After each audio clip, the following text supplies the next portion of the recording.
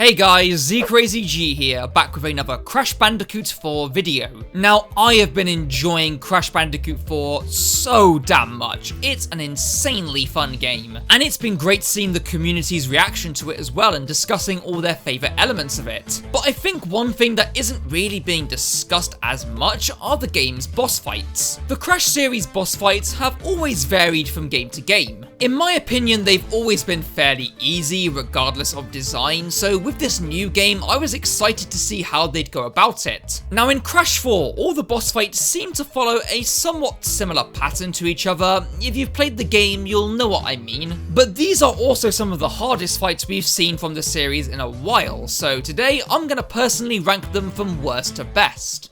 And starting us off at number 6, we have Louise, everyone's favourite Crash character? Yeah, this was a surprise. I was not expecting at any point to have a mini-boss spliced in there. It is a bit odd since this is the only mini-boss like this throughout the entire game, but it's a cool addition of a boss fight. Then again though, this is kind of also why it's at the bottom. This is a simple, small-scale mini-boss after all, but it's still a fun one at that. Taking place at the very end of Jetboard Jetty and having you navigate on the jetboard and luring these rats into its tentacles, it's a very basic and self-explanatory fight given that you have to do something very similar early on in the level. It is by far the easiest boss in the game with very slow and delayed attacks, but hey, in the end, it's a mini-boss. It's not going to be as big or intense as a regular boss fight. And for what it is, it's a nice little surprise bonus boss that isn't too strenuous.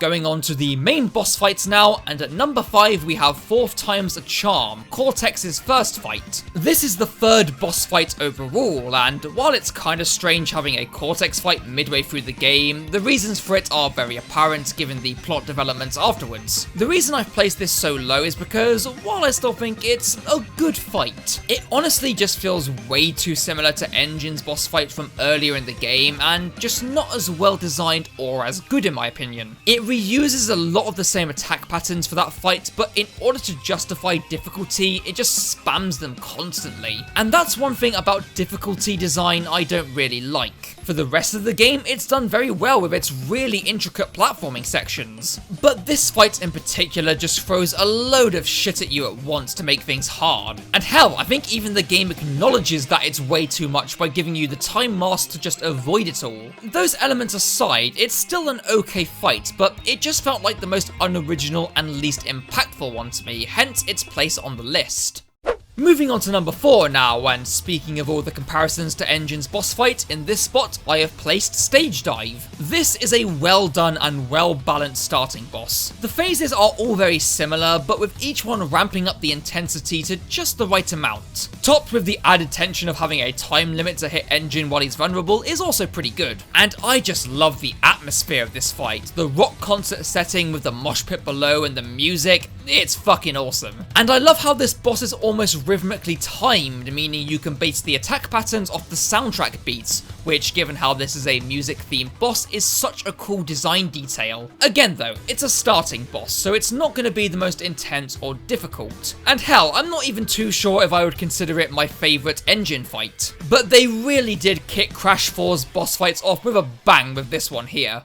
Moving into number 3 now is Dr. N.Brio, one of my favourite Crash characters, and it's great to see him return in this game and as a boss as well in Potion Commotion. The fight is actually almost identical in structure and concept to his original fight in Crash 1, which in my opinion was the best fight of that game with its variety of fast attacks to avoid and multiple phases. This fight is incredibly similar with how he throws potions at you, summons his blob minions which you have to spin back at him, and then how he turns into a big green monster. Though this time it's all cranked up to 11. With the bigger play space in mind, they have the shockwaves from the potions to avoid to make it harder, and they also did much better with his monster variant this time. As opposed to just jumping on his head 3 times, you have to avoid his thumping and then use a Carno to knock him off. And it's done so that you can't just cheese it with a Carno, since N.Brio's shockwave attacks will just send you flying off the arena. All in all, it just takes the great design of his original fight and expands on those concepts and attack patterns to create a much more intense and difficult battle.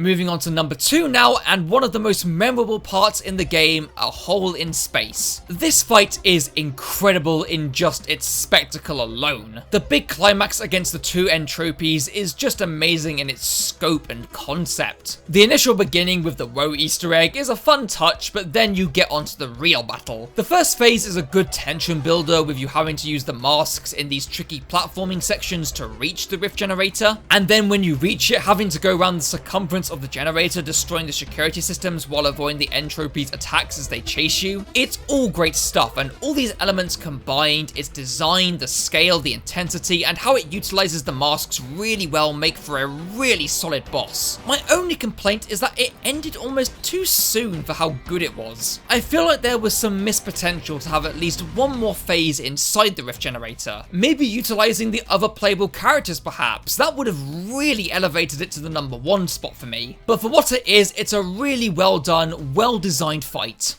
But now for the number 1 spot, it comes to the past Unmasked, Cortex's second fight and the final boss of the game. While not as huge or as epic as the previous fight, I think this one is the most balanced, challenging, and overall most well-designed fight in the game. And I would say it's probably one of my favourite boss fights from the series as a whole. It thankfully doesn't rehash a lot of ideas from his first fight and instead gets a lot more creative in its multiple phases and attack patterns. While each phase does revolve around the same thing of you having to destroy these lasers then spin a lab assistant into him, each one uses the quantum mask's powers against you in a really creative twist to alter the arena and put you at a disadvantage, and I really like that concept. I think when you take all the aspects of the fight together, it comes out as the best overall boss fight, and it's really damn cool. And that is my ranking of all the boss fights in Crash Bandicoot 4. Certainly an interesting selection of boss battles from what we've seen prior, and I'm really interested to hear what your guys' rankings would be as well, and to see if you agree with my ranking. Do let me know in the comments below. I have plenty more videos on Crash 4 planned. I have my review in the pipeline, and I'll also be talking about some of my favourite aspects of the game, so stay tuned for all of that. And with that guys, thank you all so